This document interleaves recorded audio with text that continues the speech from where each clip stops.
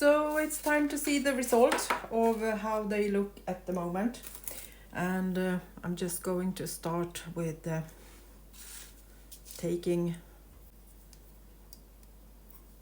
the liquid and just try it out on my watercolor paper. We have a beautiful pink here.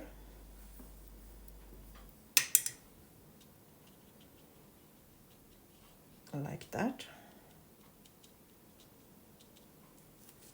Clean my brush. And moving over to the next one. And this is honey flowers. See if we kind of get the same color or if there are any differences between them. This is a little bit more red. I was afraid that everything would give the same color, but this is a bit different. These are the lupins. A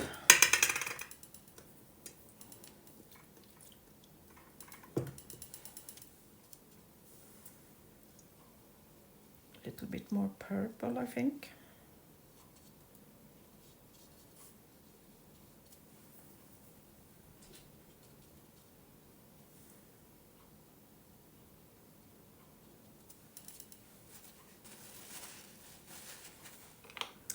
And the clematis. This is the one I like mostly by color, by seeing it. Don't give so much color, but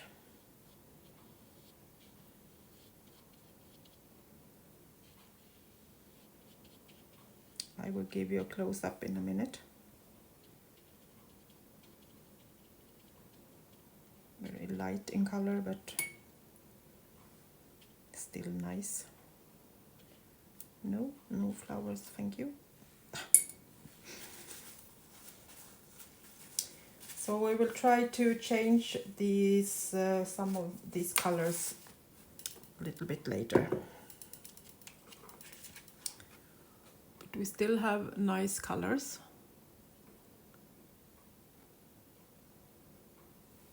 Even if there are no blue, even if I have blue flowers.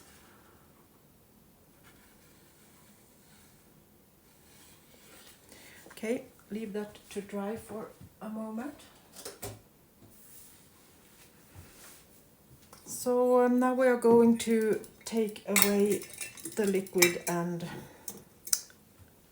pour the flowers away.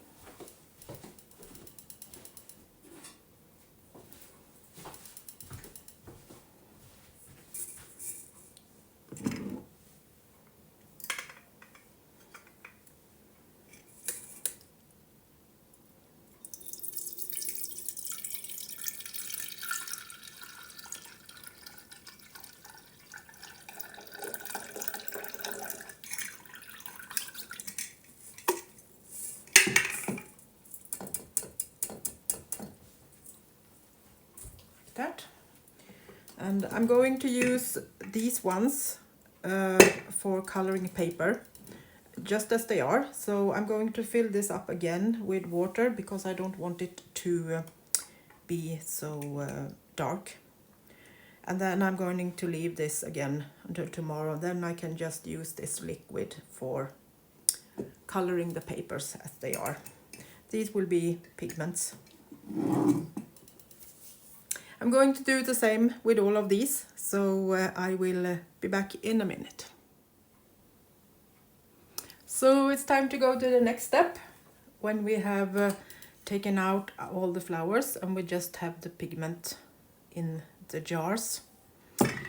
I took 4 pieces of white textile and dipped these into the jars just so we can see the different colors. Now also the painting with the watercolor paper is dried, and Look at this. It has turned green when it dried. And this is almost gray. How fun is that? Totally different lupin and clematis and those two. And you can see this is turning green. Amazing. Okay, so let's take this away and take our jars. The measurements is half a liter, 500 milliliters of liquid, and for that you need 10 grams of alum and 5 grams of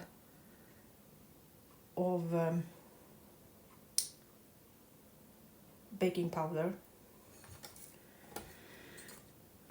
So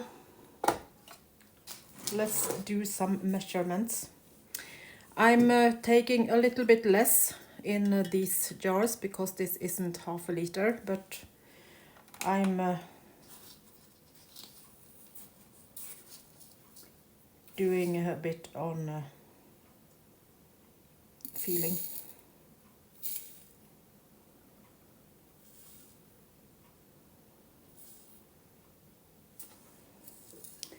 So alum,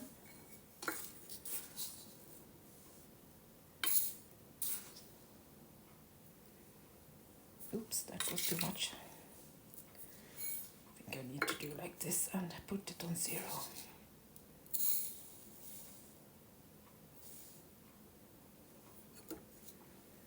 And I put these in the other jars that are about half a liter.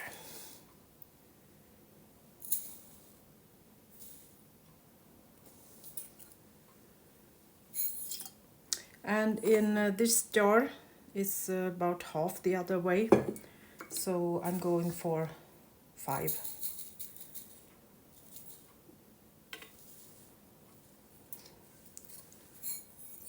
That. And then the baking powder.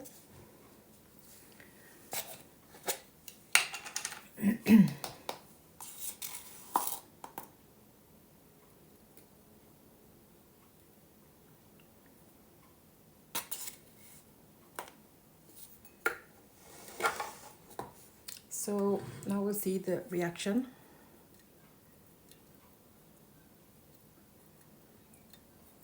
There will be anything that will happen. See?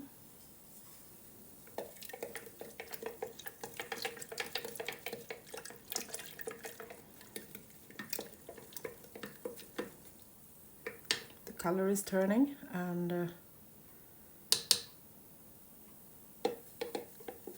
some bubbles are coming up. So the same with next one.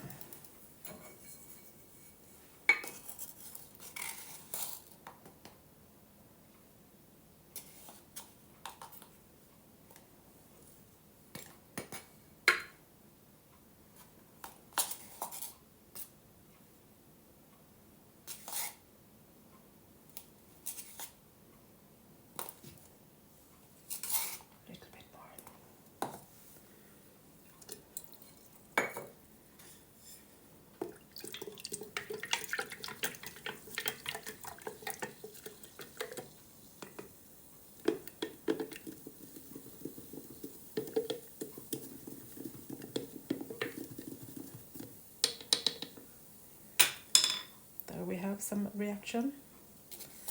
Might need a little bit more in that one. I want the reaction on that too.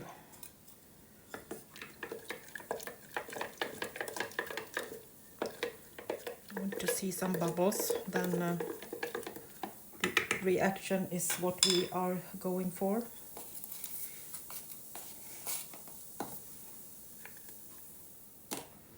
And the last one of these three with the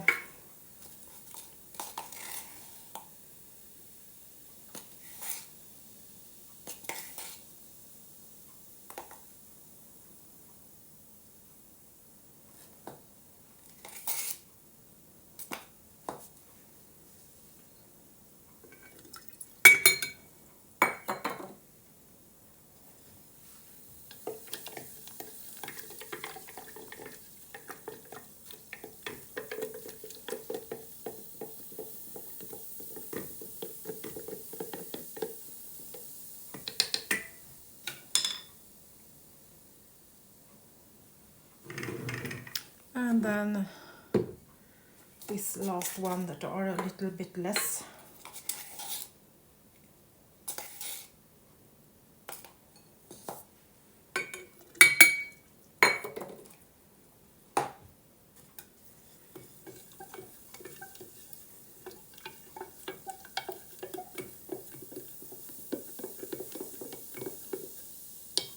There we have the reaction.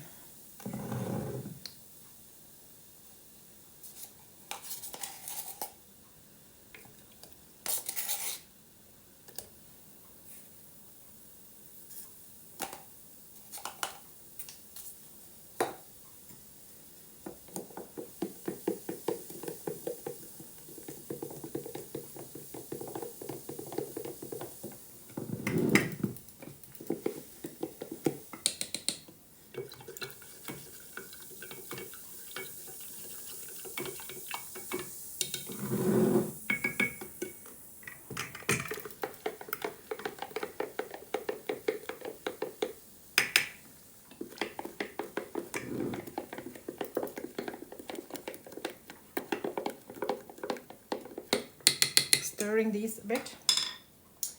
And then I thought we could take the brush and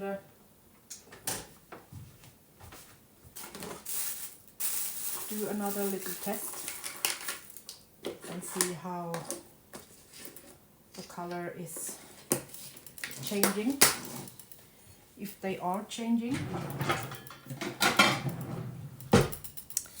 So let's take this one again.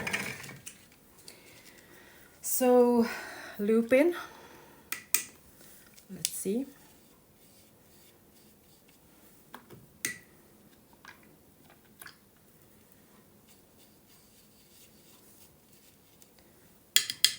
Remember that they need to dry, so we can see the result. Everyone was almost the same reddish color when we tried it.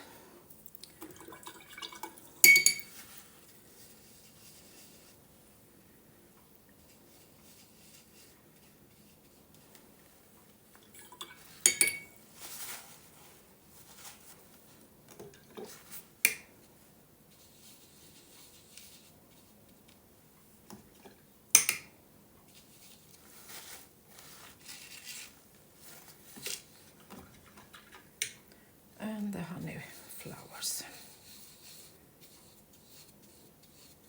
See, they look the same as when we put them on the first time.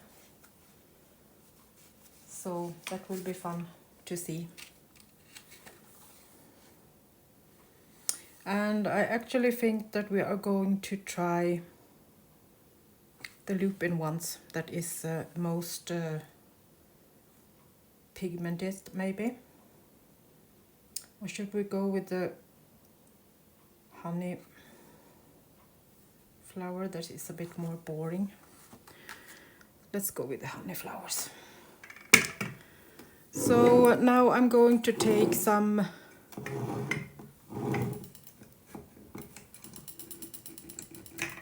shark and put in this, and we will see if this can change the color.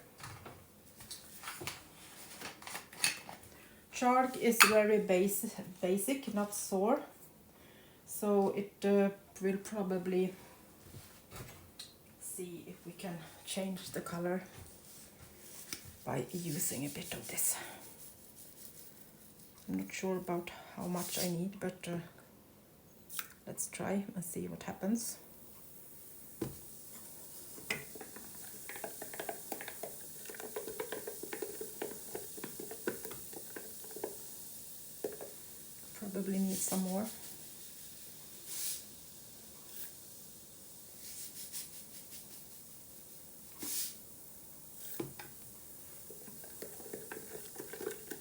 see if we can get this too.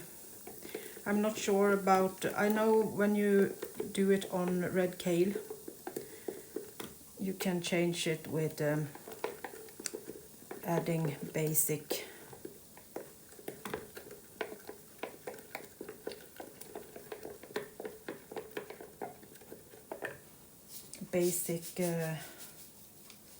things like soda ash. So we will see if this will change color or if it will be the same.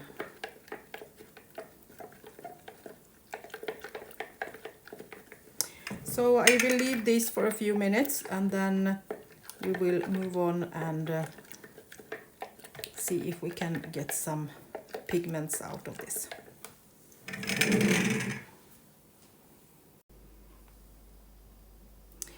So now they have been settling for about 10 minutes since we added the alum and baking soda.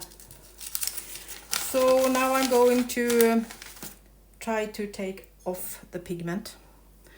So I'm going to put it through a coffee filter.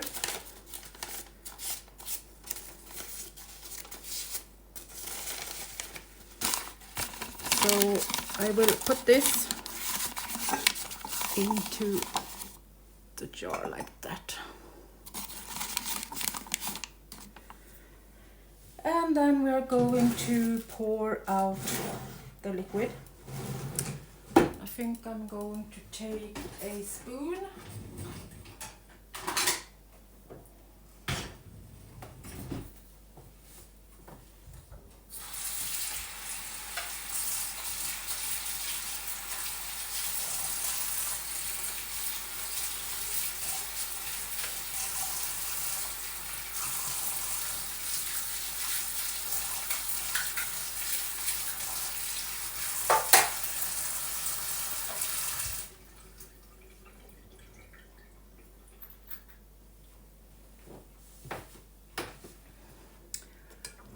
And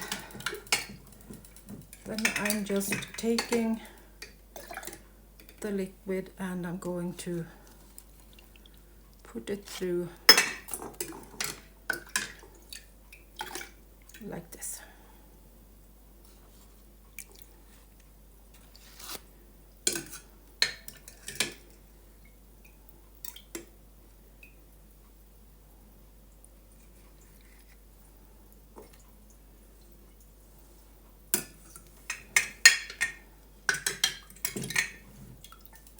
And this way we are going to extract the pigment so we can dry that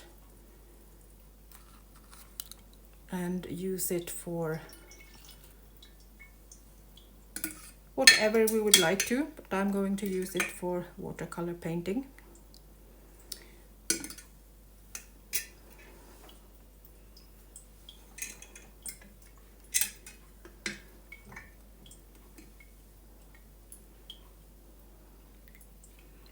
And when the liquid has gone through, it's what's left in the filter that is the pigment.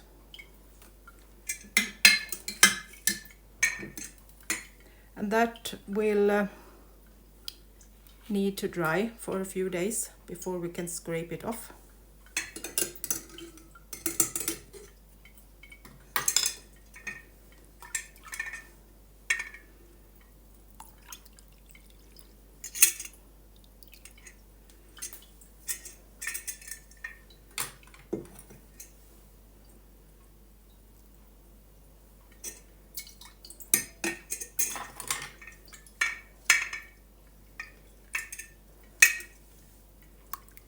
Rinsing everything out of the jar like that. I'm going to take my phone in my hand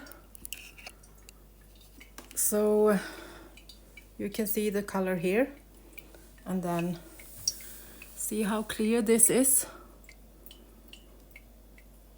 So hopefully we will get this pink. You can see that stuff that stays onto the filter. That's the pigment.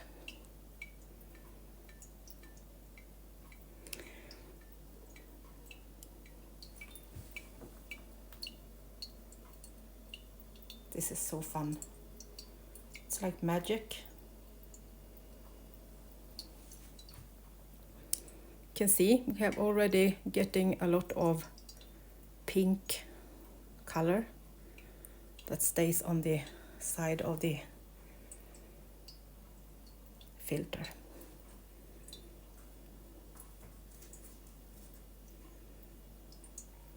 So I will do the same with all 4 of the jars, and then I will be back to show you the colors in the filters. And then you need to wait a few days before I can do the next moment and the next step, as these need to dry and be completely dry before we can scrape it off the filter and use it as dry pigment.